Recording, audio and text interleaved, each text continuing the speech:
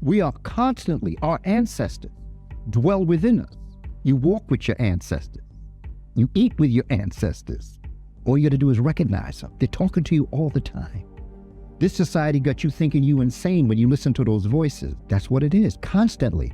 At one time in their living is one thing, but now that they are in the next realm, they cannot see with their eyes. They cannot smell with their nose. They cannot have the senses that we have, but they live through us. They see the world through our eyes, through our ears, nose, tongue, skin, mind. They are in a realm that knows better on a spiritual level. So when you listen to your ancestors talking to you, then they can tell you things that you don't know. And then they can celebrate life through you. In Congo, there's a brilliant scholar, he's an ancestor now, Dr. Fukia. And he wrote a book called Kindezi, The Art of Congolese Babysitting. And it talked about the relationship, the special relationship between the grandchild and the grandparent.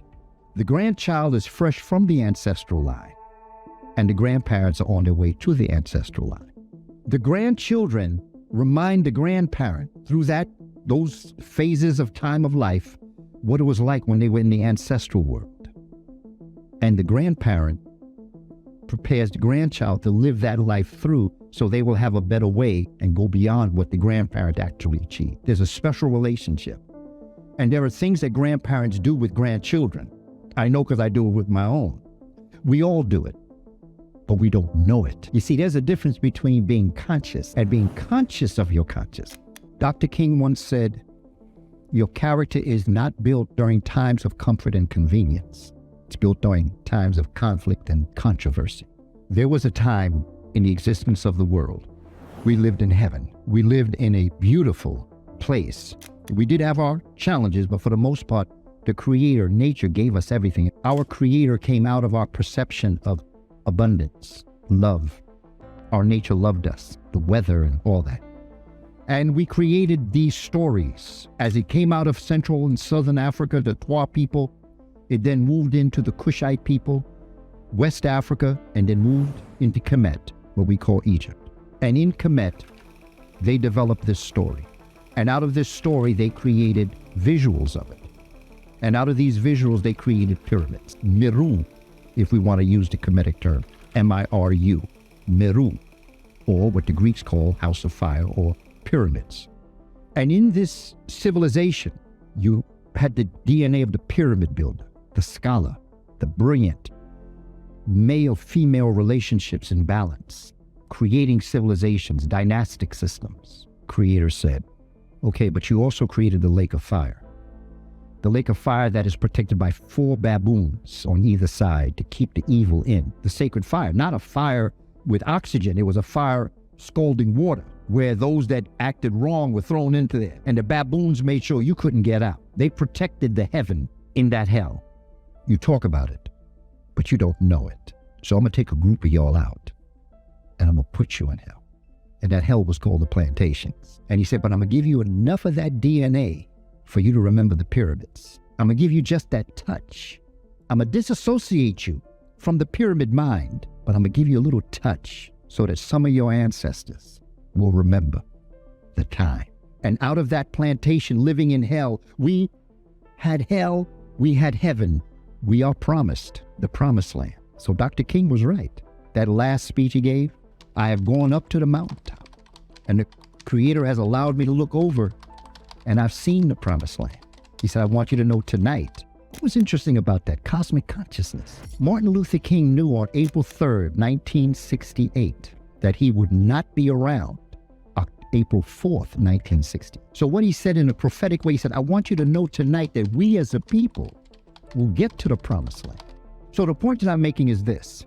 You and I and all those that are in your staff, all those that are listening to this program, we all have the DNA of the pyramid builders. There is a book, Kibayan, that says the universe is mental. Think in terms of a dark room. Everything is dark, can't see a thing. You find a light switch, you turn it on, and you see the lamp, you see the chairs, the tables, the candle. You see it all. My question to you is, did all those things appear in the room when you turned the light on? No, they were always there. Your light just wasn't on. And turning on the light of your mind is like finding the cosmic encyclopedia, known as the Akashic Records, that tells us that you're born with everything that has ever existed, that exists, and will ever exist. And all you have to do is go on a search for it. And when you find it, see, but nobody can turn your light switch on. That's the key. Nature is not cruel, but she's not going to give it to you like that. You have to search for it. When you find the light switch, only you can turn your light switch on. But once you turn it on and you see everything, you can't not see it anymore. And so our ancestors, when you go to the Dogon, okay, the Dogon of Mali, West Africa, my research of the Dogon explains that there were two French anthropologists, historians, de Terline and Griot, that went and lived with the Dogon for a while. This was years ago, in the 20th century. And they celebrated this star that's called Sirius B, or Kizi Uzi, the littlest thing, the littlest star. And this star is said to circle Sirius A, the big star, every 50 years. But every 60 years, they have a celebration, okay? And this celebration celebrates Sigi Tolo. Tolo means star, Sigi, okay? Now, we know that the Kushites also celebrated this. So this is a remnant of collected information. Only every 60 years, they celebrated this revolution around Sirius A of Sirius B. And in this celebration, they created what's called a Kanaga mask, K-A-N-A-G-A. And after the celebration, they would take it to a special room, and they would put this Kanaga mask on a chair that they built specifically for this Kanaga mask. When Griot and de Terline were there, they went to one of the celebrations of the Sigi ceremony, and they saw the room where the Kanaga mask was brought. And this is going to complete the room. There were 12 masks in the room. Now, every mask represents 60 years that they knew this star. That wasn't seen by the Western world until 1971. The Dogon people knew of this little star. Now, when you multiply 60 times 12, I think the number is 720, you're going back to the 1300s. When that room was started, whoa, Griot de Terline was taken back. They said, this is how long you've known about this? No, we have 2 more rooms with 12 beds. Okay, so when you talk about the ancientness of our genius, you can understand why they don't want us to know who we are. We have to understand as a people what has happened. We don't know our greatness, but the other piece to knowing knowledge is to do something with it. And that's the key. There's a Moorish proverb that says, if what you learn, you can't do nothing with it, you wasted your time learning. As you have done your videos, your programs, if at the end of that, the people that are watching you can't do something with it, they wasted their time. We have to understand who we are. We have to understand what this is. This is the kiss from the Creator. This is Ra. This is the sun enveloping you and kissing you and bringing you out of the darkness of your mother's womb with a divine destiny. And each and every one of us is born with a destiny. In fact, we were born to fulfill the destiny to make the world a better place. So it's not even like after you're born, you figure out what you got to do. You were given your assignment before you were conceived. When a woman has a baby, that embryo inside of her, let's say it's a sister, that sister has the seed of all of her children. When grandmother was born, she was born with the egg that would create her daughter. But then that daughter was in the embryo of her daughter. So her daughter was born when grandmother was born, when grandmother's mother was born, and that goes back to the ancestors that dwell within us, 1,048,576 human beings it took over that period of 20 generations to bring us into existence. But I only brought you back 500 years. 1,048,576 human beings existed to bring you into existence. How many you got if I took you back 5 million years? And we think we're alone? We walk with our ancestors. They're in us all the time. And they are asking us, open up to me. I got something to tell you. Listen to what I'm saying. Follow your intuition. This is science. This isn't emotion. And I'm not taking you into the twilight zone. This is what our ancestors knew. So with all the questions like what we can do with this, what is the difference between our ancestors and us? There's only one difference. They were conscious of their consciousness. The only thing that exists is darkness. Before the beginning began, There was only the darkness. Every holy book will tell you that. When you look at stars, stars are crystallized blackness, just like a diamond on Earth is crystallized blackness, just like the gasoline is fossil fuel darkness. When dark matter is pushed in on itself through dark energy, constantly, it gets to the point where there's no more space. It becomes an atom. It becomes a very small essence of matter. Can't go no more place because there's no more space because energy has pushed it in.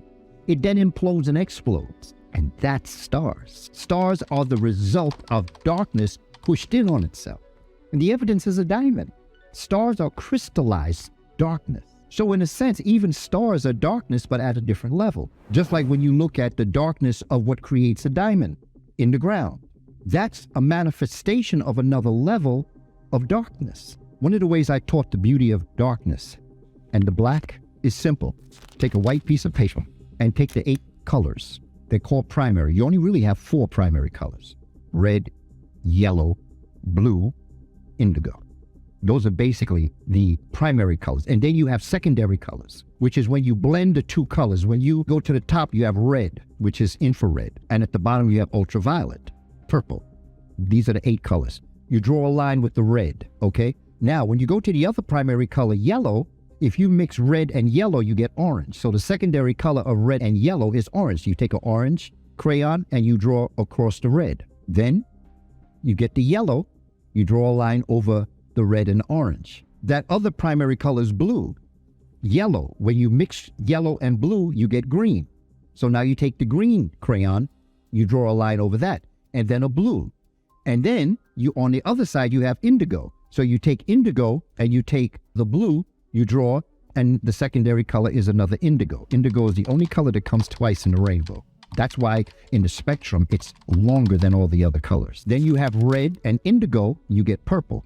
So now you've got red, orange, yellow, green, blue, indigo, purple. What is the color of that one line that has collected all those crayons? Black. Black is the collection of all color. White is the absence, but white doesn't exist. It's invisible. You see, it's the collection. The blackness is the collection, the darkness. The reason why we're afraid of the dark is because dark has been symbolized to be the unknown. But the unknown is a beautiful place because it's in the unknown that you start to know. You are what you eat. What the Last Supper in Christianity became is carved on the pyramid text, is on those walls. That's where they got it from. The idea that when you ingest divine, you become divine. So that when you ingest the good life, when you ingest honor, integrity, truth, justice, order, arrangement, morality, when you ingest it in life, you become the creator having a human experience. And in that experience, when you then die, since you have done that, you now have the right to go to heaven and to sit at the right hand of a Tsar. Chapter 43 of the book of the coming forth today by night. I am the great one, son of the great one. I am fire, the son of fire, to whom was given his head after it had been cut off. The head of a Tsar was not taken from him. Let not the head of a Tsar our knee be carried from him. I've knit my bones together. I've made myself whole and sound. I've become one again. I am a Tsar, the Lord of eternity. But the idea of this prayer is, it's a prayer for us as a people to come together. There's no way I can unite with another person if I have not united with myself. You got to know yourself. And so this prayer is saying that the head of a Tsar was not taken from him. A Tsar means the living person. Let not the head of a Tsar Ani be taken from him. A Tsar Ani, when Ani, A-N-I, is attached to the name, that is the divine person that has already been deceased. He's the one that has gone on. She is the one that has passed away.